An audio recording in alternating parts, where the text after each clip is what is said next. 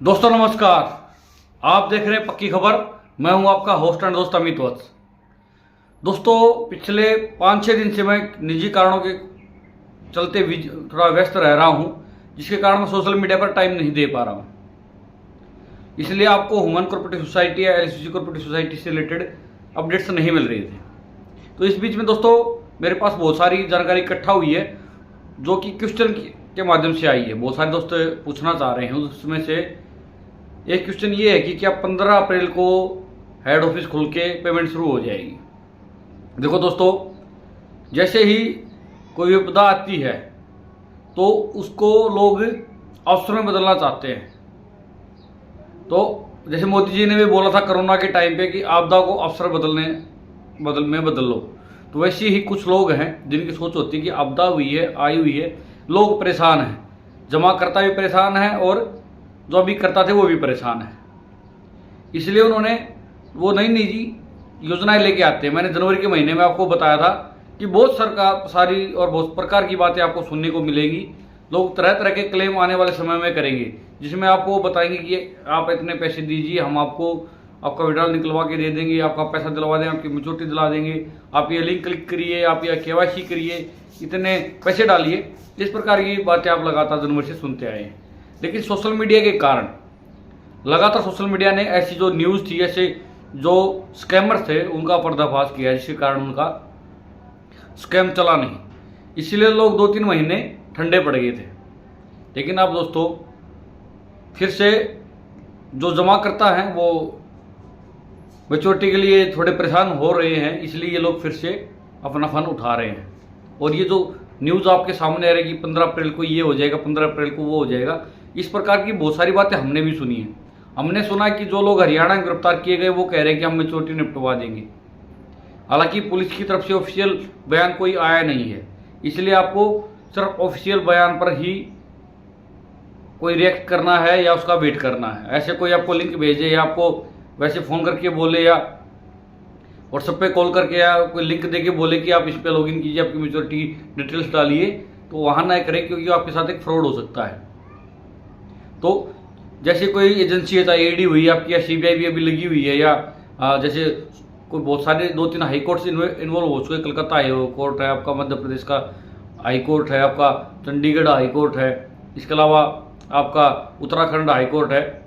ये सब इन्वॉल्व हो चुके हैं पूरे, और शो मोटो लेते हुए और याचिकाओं पर लगातार सुनवाई करते हुए आगे बढ़ रहे हैं। तो अगर कोई ऐसी बात आती है तो इनके पास ज़रूर आएगी, कोर्ट के पास पहले आएगी, उसके बाद आपके पास आएगी। तो प्लीज़ ऐसी अफवाहों में न बढ़े और अपना पहले नुकसान आप झेल रहे हो और नुकसान में न फंसे। इसके अलावा दोस्तों और बहुत सारी बातें मेरे को बतानी है। सबसे ज़्यादा अब जो तेज़ी से कार्य हो रहा है वो उत्तराखंड में हो रहा है। उत्तराखंड न्यायालय के आदेश के बाद लगातार जो लोग इसमें शामिल थे, शामिल का मतलब मैं कह रहा हूँ कि बहुत सारे लोगों ने क्या किया है कि सोसाइटी जब बंद हो चुकी थी तो मई या जून में बहुत सारी खबरें इनके द्वारा फैलाई गई हैं, बहुत सारे वॉइस मैसेज अब सर्कुलेट हो रहे, इसमें वो कह रहे थे कि पैसा आ जाएगा, जनवरी में आ जाएगा, टेंशन लेने की जरूरत नहीं। इस प्रकार के लोगों पर धरपकड़ की गई है। उत्तराखंड में जो कार्रवाई है वो बड़ी तीव्रता से चल रही है। उसका कारण क्या है कि वहाँ हाईकोर्ट लगातार दिशा निर्देश दे रहा है प्रशासन को, और उत्तराखंड में जो आपकी एलसीसी कार्य कर रही थी वो विदाउट एनओसी कर रही थी। ना तो उसको सेंटर से लाइसेंस था, ना आपको स्टेट गवर्नमेंट से था। और सेंट्रल रजिस्ट्रार ने जब उसको नोटिस भेजा था लिक्विडेशन से पहले, उसमें उसने साफ साफ मेंशन किया था कि आप किस बिना पे वहाँ काम कर रहे हो, आपके पास कोई लाइसेंस ही नहीं है, आपने ना कोई एनओसी ले रखी है, फिर आप कैसे काम कर सकते हो। तो इस मामले में जो स्टेट लीडर्स थे, जो सो कॉल्ड, जो लोगों को गुमराह कर रहे थे कि इनके पास लाइसेंस है यहाँ काम करने का, उनके ऊपर भी कार्रवाई आप होते देख रहे हैं। और हरियाणा में कार्रवाई तीव्रता पकड़ी है और लगातार बयान लिए जा रहे हैं और सबूत इकट्ठे किए जा रहे हैं। देखो दोस्तों, मैं आपको बता देता हूँ, स्टार्टिंग में जो सीनियर लोग थे उन्होंने बड़ा मिसगाइड किया है। जो पूरे लेवल 2-3 अगर ऊपर के लोगों को छोड़ के 4-5 नीचे के जो आदमी थे, जिनको अलग अलग अचीवर्स थी, बड़ी बड़ी गाड़ियाँ थी जिनके पास, उन्होंने स्टार्टिंग में पूरी जो एजेंसी है उनको मिसगाइड किया था। और जब जांच करते करते नीचे तक पहुंची है तो एजेंसियों को कुछ नई नई बातों का पता लग रहा है। इसलिए अब ये जांच थोड़ा पहले स्लो थी, अब तेजी में आप देखते तेजी देखेंगे आप कि तेजी से आगे बढ़ेगी। लेकिन दोस्तों मैं पहले दिन से आपको बता रहा हूँ कि इसमें समय लगेगा, बहुत समय लगेगा, क्योंकि आप जब भी वीडियो डालते हैं और आप कहते हैं कुर्की के माध्यम से आप का पैसा वापस होगा, तो लोग कहते हैं कि ज़मीन ही कहाँ है। मतलब कहने की बात है कि इसमें हवाला का एंगल अलग से ही दिखाई दे रहा है और ये लोगों के कमेंट के माध्यम से पता चल रहा है। तो कुर्की नहीं है, सारा इंडिया की तरह ज़मीन नहीं है, तो क्या होगा?